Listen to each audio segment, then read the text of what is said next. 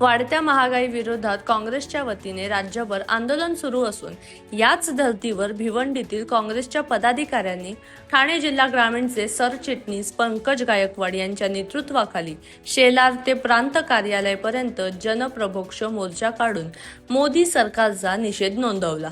त्यानंतर इंधन दरवाढीसह LPG गॅसमधील दरवाढ, खाद्यपदार्थांच्या किमतींमध्ये झालेली वाढ तसेच साहित्यांवरील 35% वॅट कमी करून 5% करावे, घरगुती गॅसवरील 22% वॅट कमी करावा या व अशा विविध मागण्यांचे निवेदन काँग्रेसच्या वतीने प्रांत कार्यालयामार्फत राष्ट्रपतींना देण्यात आलं आहे। आज देशातील महाराष्ट्रातील प्रत्येक माणूस महागाईने त्रस्त झालेला आहे। आज पेट्रोल डिझेलचे भाव जे गगनाला भिडलेले आहेत, कारण की 35% व्याट जर गरीब कष्टकरी समाजावरती लावला जाईल तर त्याच्यामुळे त्याचे तो जो हवालदिल झालेला आहे, अन्नधान्याचा भाव वाढलेला आहे। आज आपली जी गॅस, जी घरातील गॅस तिच्यावरती 22% व्याट लावलेला आहे। तर या व्याट कुठेतरी काढून सर्वसामान्य माणसाला कुठेतरी दिलासा देण्यासाठी सरकार असते, पण ही जुलमी सरकार आज कुठेतरी ज्या पद्धतीने परकीय आक्रमण करतात आणि देशाला लुटतात, अशा पद्धतीचे आक्रमण जणू काही बीजेपीने सरकार आल्यापासून लोकांवरती केलेलं आहे। तर आमची मागणी आहे की तुम्ही हा व्याट कमी करून जर तुम्ही देशाची सरकार म्हणून काम करत असतील आणि देशाच्या नागरिकांना दिलासा द्यायचा असेल तर 5% व्याट करा, जेणेकरून सर्व अन्नधान्याच्या किमती आणि आपल्याला दैनंदिन वापरात येणारा इंधन याचा दर कुठेतरी कमी होईल।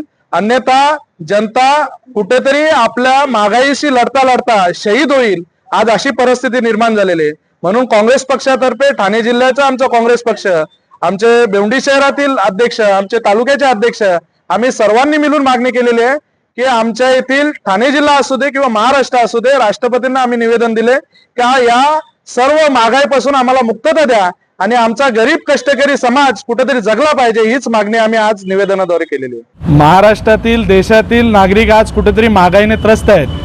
आज ज्या इंधन दरवाढीमुळे जो 35% व्याट लावला जातो, या 35% व्याटमुळे प्रत्येक नागरिक आज जो इंधनासाठी बाहेर निघतो, आपल्या कामासाठी बाहेर निघतो, तो अन्नधान्यासाठी बाहेर निघतो, त्या प्रत्येक गोष्टीमध्ये महागाई वाढलेली आहे। त्याचं जीवन कुठंतरी जर राहणीमान असेल, त्याच्या जीवनातील अन्नधान्याचा जर पुरवठा कमी झाला तर तो उपासमारीने मरत आहे। आज गरीब माणूस कुठंतरी उपासमारीची वेळ आलेली आहे। आमच्या कष्टकरी आदिवासी समाज असेल, आमचा संपूर्ण देशातील गरीब समाज असेल, तो कुठंतरी वेठीस धरलेला आहे। आणि अशा पद्धतीने जर जुलमी सरकार जर ज्या पद्धतीने परकीय आक्रमण करत होते आणि आपल्या देशाला लुटून कुठेतरी नेत होते, अशा पद्धतीने भाजपने कुठेतरी आखणी केलेली आहे ना, देशातील नागरिकांना लुटण्याचा कट कारस्थान आखलेलं आहे। तर भाजप सरकारला माझं म्हणणं आहे, जर तुम्ही जर या देशातील नागरिकांना जर समाधानाचं आयुष्य जगून देणार असतील, त्यांना आत्महत्यापासून प्रवृत्त करणार असतील, तर तुम्ही कुठेतरी इंधन दरवाढ थांबवली पाहिजे, अन्नधान्य स्वस्त केलं पाहिजे आणि जो व्याट आपण 35% लावलेला आहे तो 5% केला पाहिजे,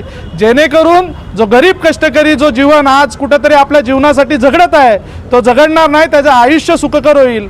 जेणेकरून आपण जेव्हा बोलत असतो का मुघलाई कुठेतरी लागली होती का, तर आज BJP शासन म्हणजेच मुघलाई असं कुठेतरी रूप आज आपल्याला दिसत आहे।